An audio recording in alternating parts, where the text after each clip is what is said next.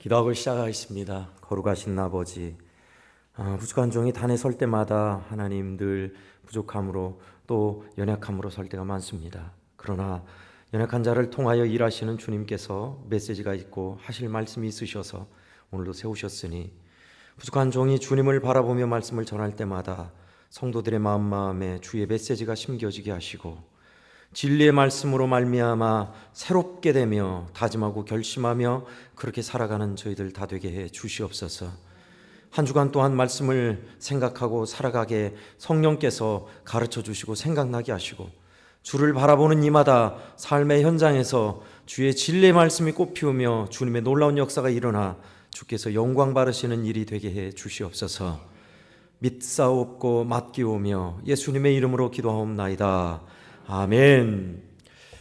거룩한 먹잇감이란 제목으로 말씀의 은혜를 함께 나누고자 합니다. 오늘은 목사님이 왜 인사도 안 하고 저러신다냐. 저는 늘 생각하는 것 중에 똑같으면 재미없잖아요. 늘 운동 경기도 그렇고 모든 일에서 새롭게 변화를 시켜야 그래도 신선하고 새롭게 변화를 소통시켜야 살아나는 법인 것 같아요. 성경 말씀도 그런 것 같아요. 설교도 그런 것 같아요. 어떤 날은 강의 설교로 성경이 한 구절 한 구절 짚어가면서 설명해 주는 것도 있는 반면 어떤 날은 이야기를 통해서 어떤 때는 문학을 통해서 어떤 때는 간증을 통해서 그렇게도 하는 다양한 모습이 좋은 것 같습니다. 그래서 오늘은 조금 달리 기도로 먼저 시작을 해봤습니다. 거룩한 먹잇감. 입감이라고 하면 우리 젊은이들이 모를 것 같아서 앞에 먹자를 붙였습니다. 거룩한 먹잇감 하면 알겠죠? 먹잇감이 뭔지는 다 알아요. 입감이 뭐냐? 우리 전라도 사투리인 것 같아요. 입감은 쉽게 말해서 이제 그 먹잇감은 미끼를 말합니다. 낚시를 할 때 미끼가 뭔지 아시죠? 떡밥을 뿌리거나 지렁이를 뿌려서 다른 고기들이 몰려오도록 만드는 것을 입감이라고 그래요. 먹잇감, 유인하는 먹잇감. 예수님이 왜 거룩한 먹잇감이다냐? 오늘 말씀을 자세히 들여다보면 거룩한 먹잇감이 조금 먹잇감이란 말이 거칠지만 우리에게 그렇게 와닿습니다. 인류 역사의 훌륭한 왕들, 진짜 권력의 최정점에 이르러서 이것을 놓치고 싶지 않다는 황제들이라고 하죠. 황제들, 하늘의 왕이란 뜻입니다. 황제들, 왕들이 많이 있었습니다. 그런데 그들은 다 하나같이 죽음을 면치 못했죠. 솔로몬 역시도 마찬가지였고요. 저쪽 서양 쪽에서 많이 알려진 왕이 솔로몬이라면 가장 극치의 부와 지혜와 좋은 통치를 이뤘다는 걸 솔로몬을 든다면 그런 최고의 자리에 앉은 왕을 우리 동아시아, 동북아시아 쪽에서 누구를 잡을까요? 우리나라 말고요. 중국에 통틀어서 진시 황제를 잡습니다. 진시 황제는 최초로 전국을 통일했고 막강한 권력을 갖고 있었죠. 그런 그가 찾았던 게 있어요. 여러분도 잘 알죠. 불노초, 아니불 늙을로 풀초, 늙지 않는 풀. 그러니까 약초를 찾은 거예요. 쉽게 말하면 그 풀을 먹으면 늙지 않고 건강하게 영원히 살 수 있는 풀을 찾은 거예요. 쉽게 말하면. 다른 말로 치환하면 뭡니까? 늙지 않고 영원히 젊다. 죽지 않는 풀, 영생 풀을 찾은 거예요. 진시황은 자연 강장제 마냥 로얄젤이나 천년 묵은 산삼이나 그런 거 찾은 거 아니에요. 하지만 진시황이 죽을 때까지 그걸 바랬던 것이 무엇인지를 보면 불로초가 아니라 영생초를 찾았은 것을 알 수 있어요. 그가 죽고 나서도 자기가 다시 살아난다는 걸 생각해서 그 묘실을 수은으로 가득 채웠다고 하죠. 수은은 납과 같은 비슷한 성질을 가진 화학물체로 어떤 것이 썩지 않고 변하지 않게 만드는 거예요. 그러니 쉽게 말하면 진시황제는 뭐를 찾았다고요? 영생초, 영원히 사는 약초나 어떤 것을 구한 겁니다. 그 진시황이 예수님을 알았다면 얼마나 좋았을까요? 그죠? 오늘 본문의 말씀은 예수님이 내가 그 영생초다, 내가 그 영생의 양식이다 라고 하신 말씀입니다. 48절에 보니까 내가 곧 생명의 떡이니라. 아멘. 저는 이 말씀이 좋습니다. 저는 예수님이 자신을 소개하는 명함 같은 말씀, 7가지 말씀이라고 그래요. 7가지. 요한복음에서는 나는 양의 문이다. 내가 곧 길이요 진리요 생명이다. 나는 부활이요 생명이다. 나는 세상의 빛이다. 뭐 여러 가지 많이 있었잖아요. 7개. 그 중에서도 제가 좋아하는 것 중에 하나가 생명의 떡이라는 이 말씀이 참 좋아요. 여러분은 생명의 떡 하면 딱 떠오르는 게 팥떡, 콩떡, 호박떡. 지금 우리 아이들은요, 진짜 저는 어렸을 때 1년에 딱 한 번 먹었던 게 김밥이었습니다. 언제 가냐? 소풍 때. 어머니가 온갖 재료를 다 해서 직접 싸주셨던 1년에 한 번, 그때 딱 맛볼 수 있었던 거예요. 지금이야 흔한 음식으로 아이들도 이제 질려서 안 먹죠. 통닭, 피자 너무 흔하게 자주 먹으니까 안 먹어요. 잘. 더 다른 걸 먹어요. 더 나아가 성경이 번역될 이 당시에 가장 맛있는 간식과 음식은 뭐니 해도 떡이었습니다. 그래서 예수님의 몸을 의역하면서 떡으로 치환한 거예요. 떡으로. 원래 오늘 본문의 생명의 떡이니라, 이것은 원문은 알토스라는 의미로 빵덩이라는 의미로 해석되었어요. 번역되었어요. 그러나 본문의 문맥을 자세히 보면 서양 사람들이 먹는 빵이나 빵덩이라는 의미보다 양식, 매일매일 먹는 음식이라는 의미가 더 적합합니다. 그러면 우리가 한번 달리 성경을 의역해 볼까요? 오늘날 예수님의 몸을 귀하디 귀한 최고의 음식으로 표현한 떡이라는 의미를 제하여 버리고 달리 표현하면 뭘까요? 나는 너희에게 영생을 주기 위해서 하늘로부터 내려온 생명의 밥이다. 그런 의미면 확 다가오죠. 우리에게 생명을 주는 밥, 생명을 주는 밥이신 예수. 그 밥을 한 번만 먹으면 사람이 죽지 않고 천년 만년 이 땅에서 산단다, 그런 밥이 아니라 한 번 먹으면 신비하게 우리로 하여금 영원한 삶을 사는 거룩성으로 그분을 닮아가는 체질 변화로 이루는 생명의 양식이라고 주님은 자신을 소개하십니다. 이 말씀을 소개하기 전에 요한복음 6장은 오병이어 기적을 말하고 있습니다.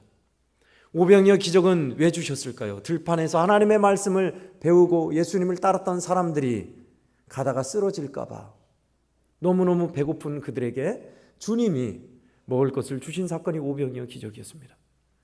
그러자 사람들은 배고픔을 면할 수 있겠다, 예수님만 따라가면 밥이 나온다, 떡이 나온다 해서 육신의 배를 채우기 위해서 많이 따랐어요. 거기에 대해서 예수님이 설명한 거였어요. 하늘로부터 내려온 생명의 양식은 통닭을 먹고 반찬을 먹고 찰밥을 먹는 그런 양식이 아니라 내가 너희에게 살과 피를 주는 그 양식을 먹고 영원히 살리려는 하늘로부터 내려온 양식인 것을 알라. 벌써 우리 성도들도 어렵죠? 네, 이 당시 성도들, 이 당시 예수님을 따랐던 제자들 역시 이 말씀이 너무 어려웠어요. 그래서 오늘 본문의 6장의 맨 끝에 사람들이 예수님을 다 떠나갔대요. 참 예수님도 설교에 실패할 때가 있더라고요. 위안이 됩니다. 그래서 하신 말씀이에요. 67절에 너희도 가려느냐. 사람들이 다 떠나갔으니 뭔 소리다냐 저게, 알쏭달쏭 도무지 모르겠다. 그럼 밥을 안 준다면 뭐를 준다는 거냐 하면서 어렵다고 떠나갔을 때 예수님이 하신 말씀이에요. 당신은 어려웠지요. 지금은 우리가 알잖아요. 그 의미를. 살과 피를 먹고 마신다는 것이 성찬이요 십자가의 죽음이요 우리를 먹여 살리는, 우리 안에 오셔서 하나 되어서 생명 양식이 되어서 우리를 살리는 주님을 일컫는 말씀이란 거 알잖아요. 그렇게 주님은 오늘 본문에서 생명의 양식, 떡으로, 생명의 밥으로 스스로를 소개하십니다. 이맘때 되면 교회마다 다 다른데요. 전통적으로 미국식을 받아들인 교회는 11월 셋째 주에 추수감사를 드립니다. 우리 교회가 그렇죠? 많은 교회, 대다수 교회가 그런 것 같아요. 그러나 요즘은 또 달라져서, 풍세가 달라져서 왜 우리가 성경에 나와 있지 않은 미국의 청교도의 그 추수감사절을 우리가 왜 따라하냐? 우리는 우리 절기를 따르란다 해서 11월 첫째 주에 드리는 교회도 많습니다. 요즘은. 왜 11월 첫째 주일까요? 우리 주 양식인 벼농사가 추수를 다 끝났다 싶을 때가 11월 첫째 주예요. 우리 애양병원 앞에도 추수가 다 끝났죠. 콤바이너로 다 비어서. 그래서 11월 첫째 주에 드리는 교회가 요새도 많이 있어요. 아니다. 무슨 소리냐? 우리 교회는 우리 민족의 전통을 따라서 추석 때 드릴 것이다 하는 교회도 없지 않아 있어요. 추석에 맞춰서 추석이 추수하고 감사해서 드리는 절기니 우리는 그 마음대로 잡을 것이다. 근데 여러분, 추수감사의 의미를 가만히 저는 생각해 봤으니요, 우리도 셋째 주에 드립니다마는 왜 추수감사가 감사고 기쁨이죠? 그냥 똑같잖아요. 평소에 그냥 모든 걸 다 거둬들여서요. 거둬들인 사람들 중에는 농사 안 짓는 사람도 있는데요. 왜 감사하죠? 1차 산업시대에 농업 시대에 사람들이 가장 든든하고 좋았던 것은 양식이 있을 때 좋았어요. 왜요? 굶지 않고 살 수 있으니까. 밥 굶지 않으니까 좋았다고요. 지금 약간 제가 여러분께 비유를 드리자면 더 안 와닿으니까 승용차가 다 있으시죠? 승용차에 기름이 떨어질랑 말랑 불 들어왔어요. 기름 넣으라고. 그럼 마음이 어때요? 운전하다 불안하죠. 그런데 주유소를 가가지고 누가 내 승용차에 기름을 만땅으로 채워줬어요. 딱 만땅 채웠어요. 그리고 가면 기분이 어때요? 마음이 뿌듯하죠. 기쁘죠. 든든하죠. 이거에 10배 치면 돼요. 추수감사의 의미가 예전에. 추수를 해서 양식이 있구나. 겨울을 날 수 있구나. 이제 살았다 라는 의미가 추수감사예요.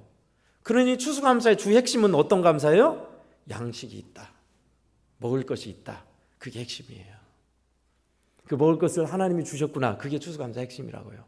11월은 감사의 달이라고 합니다. 그러니 이 양식이 도대체 무엇이냐? 그것을 보고자 하면서 오늘 말씀을 봤어요.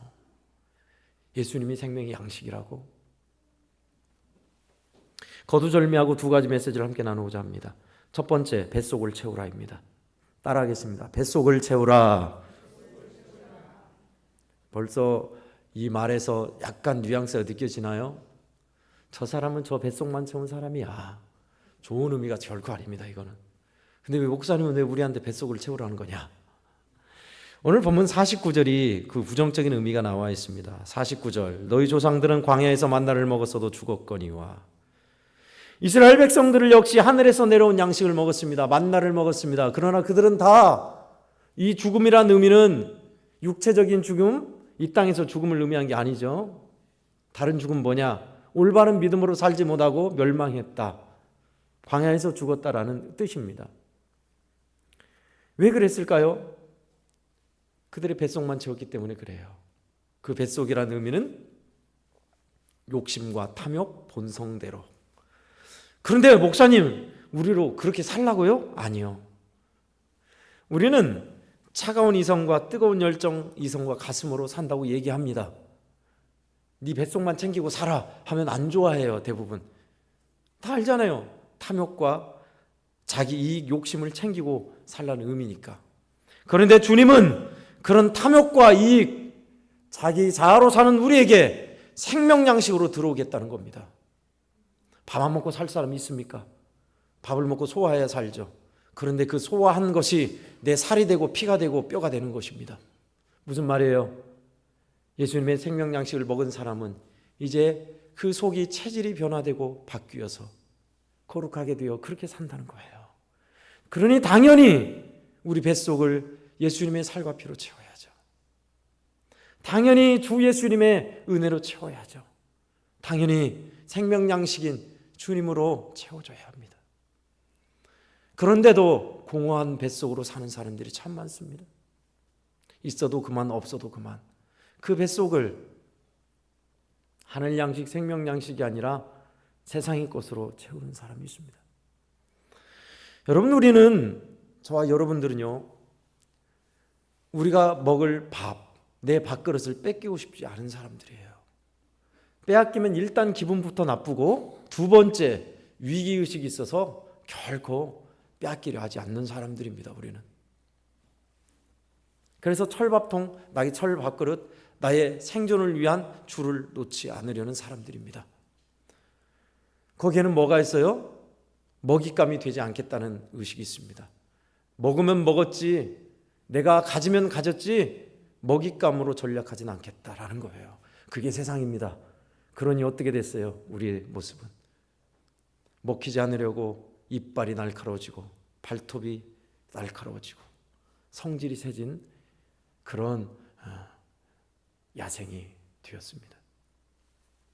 주님은 그런 이 땅에 하늘 양식으로 오셔서 먹잇감이 되어 우리 뱃속을 채우시고, 신기하게도 그 먹잇감을 먹은 사람들은 변하게 되었습니다. 이것이 예수님이 말씀하신 생명 양식으로 오신 모습입니다. 내 살을 먹고 내 피를 마시는 자는 그 속에 생명이 있다고 말씀하셨습니다. 저와 여러분들은 그 예수님, 거룩한 먹잇감으로 오셔서 우리를 변화시킨 예수님을 먹은 사람들이에요. 주님은 6장에서만 벌써 세 번째 그 말씀을 하셔요. 35절, 48절, 51절. 나는 생명의 떡이다, 생명의 양식이다 한 거죠. 48절, 내가 곧 생명의 떡이니라. 51절, 나는 하늘에서 내려온 살아있는 떡이다. 계속 나는 생명의 떡이다, 생명의 양식이다, 생명의 밥으로 왔다 라는 말씀을 계속 하시는 겁니다. 그래서 하시고 싶은 말씀은 나를 먹고 너희 속에 나를 먹고 소화하여 하나가 되어 그 주님으로 체질 변화를 이루어 살게 되게 하겠다는 겁니다. 체질 변화, 예수님으로 살이 되고 피가 되어 사는 사람들 말입니다. 그렇게 하시려고 주님은 우리에게 먹잇감으로 나를 먹으라, 나는 생명의 양식이다 라고 말씀하신 겁니다. 저는 오늘 이 말씀을 보면서 어떤 사람은 그렇게 표현했더라고요. 우리 애양원에도 감이 익어가죠. 감이 빨갛게 노란색에서 연분홍색으로 빨갛게 익어갑니다. 빨갛게 익어가는 감이 자기가 퇴근하는데 이렇게 조그만한 바구니에 담겨 있더래요, 홍시가. 근데 가는데 홍시가 자기에게 마음으로 말을 걸더래요. 아저씨 잠깐만요, 그런 말이 아니라 자기 생각에 탁 느끼는 게, 저 홍시는 여름 내내 뜨거운 햇살을 다 맞았겠지, 그리고 견뎠겠지, 그래서 그 속에 달디단 홍시로 익었겠지, 그리고 누군가에게 먹히기 위해, 먹잇감이 되기 위해 저렇게 있는 거구나. 그 홍시의 마음이 뭘까요? 당신에게 나를 주기 위해서 이렇게 익었습니다. 그러니 나를 먹고 힘을 내시죠. 그런 생각이 들더래요. 그래서 그분이 홍시를 사면 빨갛잖아요, 또 색도. 홍시 예수라고 그 짤막한 글을 쓴 걸 읽었습니다. 여러분, 홍시만 그럴까요? 저는 그 글을 읽으면서 오랜만에, 조금 더 있어야죠, 설이 내리고 추운 때 서민 음식이었던 명태가 생각났습니다. 어떤 이는요, 우리 아이들도 그럴지 모르겠어요. 명태가 맛이 없잖아요. 피득피득하니 아무 맛도 없고 싱겁잖아요, 그죠? 그래서 맛도 없고 싱거운 명태, 아유, 그걸 뭘라고 먹어? 예전엔 저도 그랬습니다. 근데 명태는 희한하게 간을 맞추고 국을 끓이면 거기에 맛을 더 우려내요. 독특한 맛이 있어요. 그게 명태의 특징입니다. 동태에 특히나 넣으면 맛이 독특하죠. 근데 저는 거기가 아니라 가곡, 우리 가곡, 명태라는 가곡이 있습니다. 1950년, 52년에 발표됐어요. 전쟁 때입니다. 그래서 사람들이 그 노래를 듣고 나서 처음에는 에이, 저게 뭔 노래야 하면서 전혀 신경 쓰지 않았어요. 근데 1960년대에 그 노래가 사람들에게 비로소 가치로 인정받았죠. 오연명 씨라는 바리톤 가수가 불러서 더 유명해졌는데요. 그 가사가, 양명문이라는 분이 쓴 가사에 곡을 만든 거예요. 가사가 이렇습니다.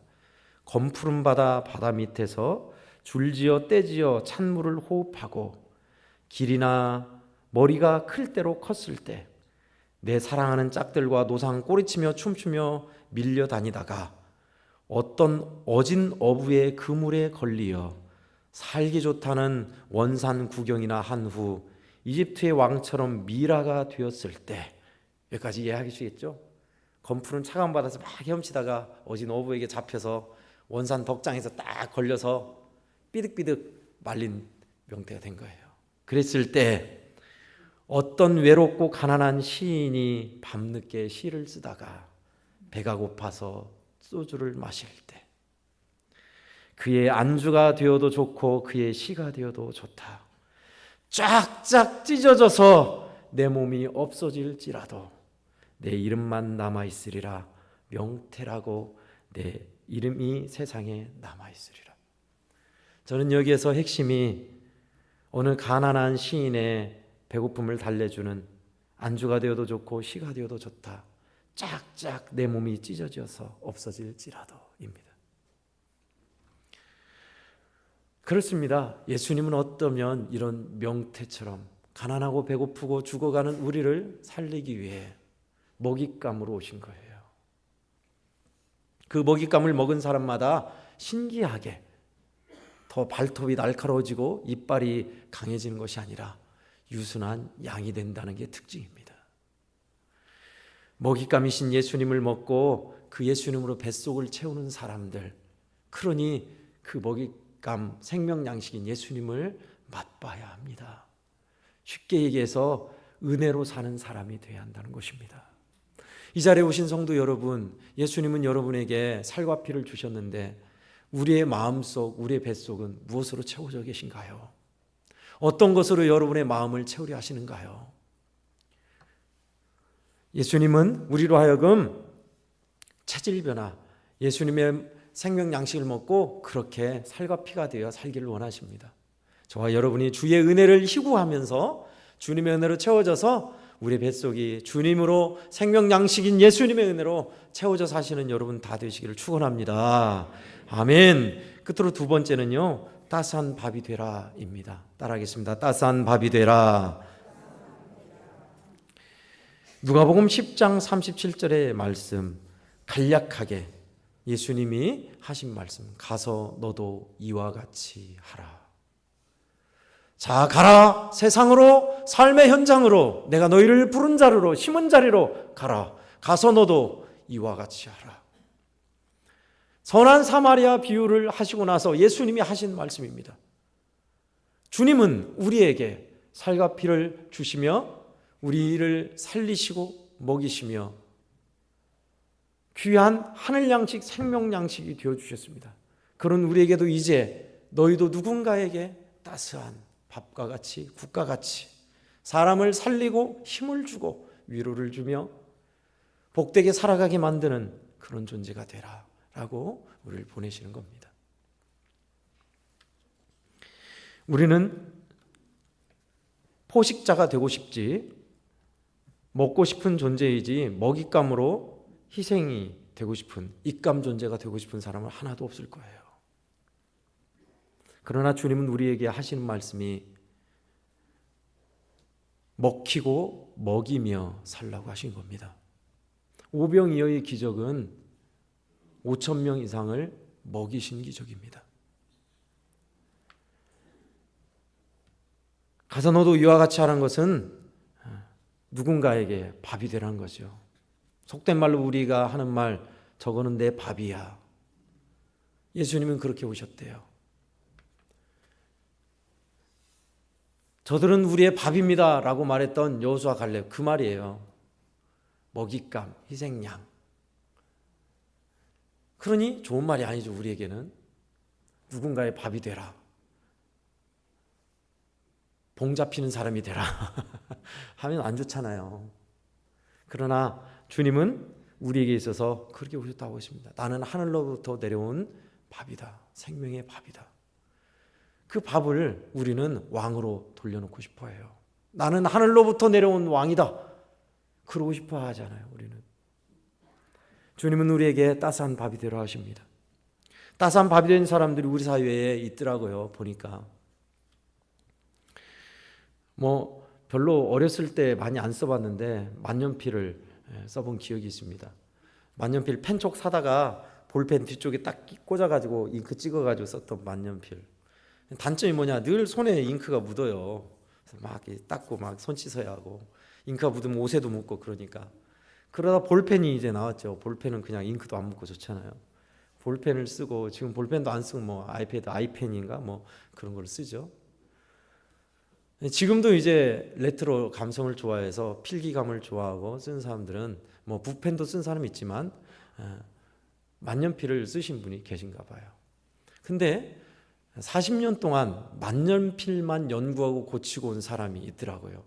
박종진이라는 소장이 있더라고요. 그래서 서울에서 조그마한 방에서 전국에 있는 만년필을 자기가 고쳐주는 거예요. 고쳐주는데 만년필 펜촉이 생명이잖아요. 펜촉이 오래되거나 휘어지거나 그러면 그냥 반듯하게 하면 필기감이 안 나와요. 세밀하게 고쳐야 돼요. 이렇게 돋보기를 뽑아서 막 고치더라고요. 그런데 그렇게 고치면 얼마나 벌겠어요? 생계를 위해서. 돈을 올려받아야죠. 왜냐? 만년필을 쓴 사람이 많이 없을 뿐만 아니라 만년필을 고칠 정도로 쓴다는 것은 매니아거든요. 있는 사람이에요. 쓰는 사람이에요. 만년필을 위해서 충분히 돈을 지불하겠다는 사람들이에요. 그럼 부르면 울며 겨자 먹기라도 돈을 지불하고서라도 고칠 거예요. 그런데 너무 싼 가격으로 고쳐주는 거예요. 근데 그렇게 해서 왜 살까? 조금 더 돈을, 만약에 5천 원 받았다 하면 적어도 만 원, 물가 올랐으니 15,000원, 2만 원 받아야 살 거 아니에요. 그분의 철학은 뭐냐? 제가 만년필을 고칠 때 딱 만년필 하나 와서 딱 이렇게 고치면서 막 깎아내고 막 고쳤어요. 고칠 때 보통 10,000원 받는데 3만 원, 5만 원 받으면 이것은 직업이 됩니다. 왜 직업이냐? 며칠까지, 언제까지 고쳐서 그만한 값을 매겨서 줘야 하니까 의무감이 생긴다는 거예요. 나는 그렇게 하고 싶지 않습니다. 내가 좋아하고 기뻐하는 일을 그렇게 구속받아서 언제까지 고쳐야 한다 그렇게 하고 싶지 않습니다. 가격도 내가 매길 겁니다 하면서 싼 가격에 자기가 원하는 그 시간이 있어요. 제가 고쳐서 보내드릴게요 하고 시간은 자기가 다만 태만하지 않고 최선 다해서 그렇게 해서 고친 만년필이 많다는 거예요. 근데 만년필에도 사연이 많다고 그러더라고요. 이거는 우리 할아버지 때부터 물려받은 만년필인데 쓰다가 잘 안 써주 잉크가 너무 새서 꼭 고쳐주십시오. 이거는 내가 아주 힘들 때부터 결제하고 사인해서 이것으로 많은 부를 이루고 성공을 이룬 펜이라 꼭 고쳐서 쓰고 싶습니다. 그런 사연들이 있다는 거예요. 그런 걸 고쳐주면 그렇게 고마워한다는 거예요. 그거로 산다는 겁니다. 참 기가 막히죠. 그래도 돈 벌고 살아야지. 오죽하면 손님들이 만년필 수리값을 올려주세요. 그런 사람이 있습니다. 지금도. 따뜻한 밥 먹잇감이 되는 사람들입니다. 뭐 길게 갈 거 없습니다. 우리 애양원교회 주로 청과상에 이용한 파령상회가 있죠. 거기는 물론 가격도 저렴하지만 덤으로 많이 주세요. 그래서 우리 교회도 많이 가지만 다른 사람도 많이 오더라고요. 청과상회가 아주 많아요, 주변에. 근데 주로 거기를 많이 가요. 왜일까요? 잘 주니까, 또 괜찮으니까. 근데 보니까 흐름이 있더라고요. 과일은 오래 놔두면 상해요, 안 상해요? 상하잖아요. 모르겠어요. 그분이 계산 속으로 그런 건지 아니면 기꺼이 주고 싶어서 그런 건지. 그러니까 사과 한 박스 사면 뭐 귤 반 박스를 주거나 막 줘요. 그러면 어때요? 있는 게 다 나가겠죠? 그럼 새로 띄워와야겠죠? 새로 띄워오는 것은 신선하죠? 싼 가격에 잘 주죠? 그러니 사람들이 계속 오죠? 물건은 계속 나가죠? 손님이 끊어져요, 안 끊어져요? 당연히 안 끊어져요. 다른 데는 팔이 날리고 있어요. 참 희한한 일입니다. 그렇게 하는데 왜 될까? 계산 속이 아니라 따뜻한 밥이 되어주면 사람들은 그렇게 위안을 얻고 힘을 얻고 따뜻함을 느껴요. 예수 믿는 사람들이 진짜 더 악착같이 독살스럽게 살면 밥 냄새가 안 나요. 사람들 거기에서 위로를 못 느껴요. 세상 냄새만, 돈 냄새만 맡지. 그렇습니다. 주님은 우리에게 세상의 방식이 아니라 예수님을 닮은 살과 피가 되어 주님이 원하시는 그런 밥이 되는 존재를 원하셨습니다. 뭐 많아요. 그렇다고 해서 우리 교회는 없냐? 우리 교회도 있습니다. 호명하진 않겠습니다만은 이것을 맡으면 손해인데, 불을 보듯 손해인데 왜 그 일을 맡으려 할까요? 안 맡아야죠. 손해보잖아요. 그 일을 맡으면 손해인데, 적자인데, 적자인 줄 알고서도 맡아요. 맡아서 일을 열심히 해주고 적자를 내가 떠안아요. 밥입니다. 거룩한 밥. 알죠? 맡아줘야겠다. 내가 손해보고 말지. 그렇습니다. 그런 사람들을 통해서 이 세상은 훈훈해지고, 그렇게 밥을 먹은 사람들은 자신도 훈훈함으로 누군가에게 밥이 되는 거예요. 칠레의 작가 루이스라는 사람이 쓴 동화책 갈매기에게 나는 법을 가르쳐준 고양이라는 책이 있습니다. 재밌죠? 어느 갈매기가 기름을 뒤집어 쓰고 창에 부딪혀서 죽어가는 것을 고양이들이 옆에서 지켜보고 있습니다. 갈매기가 하는 말, 내가 낳은 알이 있으니 꼭 그 알을 보호해 주십시오 하고 꼴까닥 죽었어요. 고양이들이 주변을 보니까 갈매기가 낳은 알이 있네요. 그래서 알을 품어주고 알을 보호해줘서 알이 딱 부화해서 태어났어요. 그 갈매기 이름을 아포르뚜라고 했습니다. 아포르뚜를 이제 고양이들이 이것저것 생선을 갖다 주기 위해서 키웠어요. 근데 아포르뚜는 컸는데 날지를 못해요. 그래서 고양이들이 회의를 냈습니다. 동화책이니까 그러죠. 회의를 내서 어떻게 하면 아포르뚜를 날게 할까? 근데 우리 힘으로는 안 될 것 같대요, 고양이들이. 그래서 회의를 내서 그러면 날 수 있도록 아포르뚜를 도와줄 인간에게 부탁하자. 근데 고양이 세계의 철칙이 뭐냐? 인간에게 말을 걸면 안 되는 거였어요. 인간에게는 말을 걸면 안 되는 것이 철칙으로 지켜왔는데, 이번 한 번만 그 철칙을 깨고 인간에게 아포르뚜를 날 수 있게 도와달라고 부탁하자 해서 인간의 말로 말할 사람을 찾았답니다. 근데 욕심 많은 사람, 무서운 사람, 새를 잡아먹는 사람, 사람이 많은 거예요. 그러다가 착한 사람, 우리 얘기를 들어줄 사람을 찾았어요. 가난하고 배고픈 시인이었습니다. 그 시인에게 고양이가 찾아가서 야옹하면서 사람 말을 하니 깜짝 놀래대요. 근데 말을 하면서 우리에게 이런 갈매기 아이가 있는데 꼭 날 수 있게 도와주세요 하니까 그 시인이 알았다 하면서 그 갈매기를 품고 온 거예요. 그 갈매기를 날개를 피는 법과 이렇게 나는 법을 하나하나씩 가르쳐 줍니다. 그 시인이 이제 처음에는 낮은 데서 이렇게 던져주고 이렇게 하는 법을 가르쳐 주고 보살펴 주다가 이제는 그 아포르뚜라는 갈매기가 힘이 조금 생겼어요. 그래서 높은 난간에서 먹을 것을 주고 자 이제는 날아봐라 하고 쫙 날려보내서 아포르뚜가 팔락팔락 하면서 확 날게 됐다는 동화예요. 에이 뭔 애들 동화를 그렇게 뭐 싱거운 동화를 한다냐. 근데 여러분 이 동화가 하는 말이 있습니다.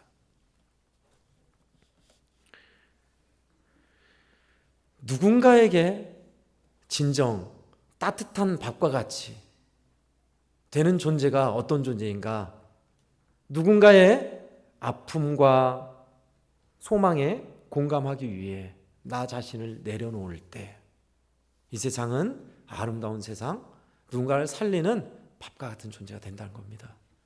여기서 나 자신을 내려놓는 게 뭐였어요? 고양이 세계 철칙인 인간과 말하지 않는다. 그것을 철칙을 꺾고 인간에게 말을 하는 고양이들. 갈매기의 그 연약함을 알고 가난한 시인이 나는 법을 가르쳐줘 날려 보내줬던 시인의 마음. 이것이 예수님이 말한 생명의 밥 같은 따뜻한 존재로 사는 의미입니다. 누군가에게 나는 밥과 같은 사람인가? 아니면 봉 잡았다. 너는 내 밥이다 하고 포식자로만 사는 사람인가? 우리는 한번 생각해 보면 좋을 것 같습니다.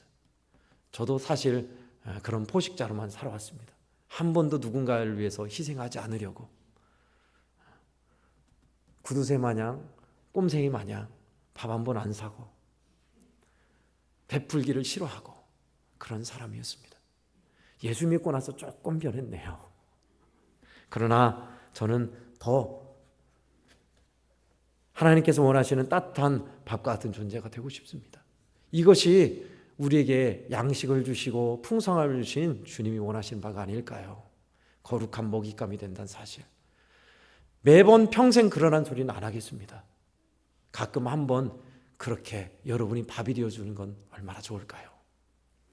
누군가에게 대가 없이 따뜻한 밥을 사준다거나 그 사람의 피로를 채워준다거나 아픔의 이야기를 기꺼이 시간을 내어 충분히 들어준다거나 얼마나 멋진 인생입니까? 우리 주님은 우리 애양원에, 우리 애양원 교회에 그렇게 하시고 싶으신 겁니다. 우리의 뱃속에 거룩한 입감이 되어서 먹잇감이 되어 오신 주님이 이제 우리를 그렇게 살라고 또한 그렇게 복된 인생이 되라고 우리를 보내십니다. 저와 우리 애양원교회 성도들이 다 그렇게 믿음 안에서 주님과 함께 주님의 은혜로 살면서 거룩한 먹잇감이요 따스한 양식과 밥과 같은 존재가 다 되시기를 예수님의 이름으로 축원합니다. 아멘. 거룩하신 하나님 아버지, 우리에게 생명 양식이 되셔서 하나님께서 원하시는 삶이 무언지를 가르쳐 주시고 이끌어 주셔서 고맙습니다. 하나님, 내 것을 자꾸 움켜쥐는 이빨 드러내고 발톱을 드러내는 존재가 아니라 주님을 닮아 거룩한 입감이 되어주고 또한 따뜻한 양식, 밥이 되어주는 우리들 되도록 주님 우리 안에서 우리 뱃속에서 역사하여 주시옵소서. 생명 양식이신 거룩하신 예수님의 이름으로 기도하옵나이다. 아멘. 다 함께 찬송가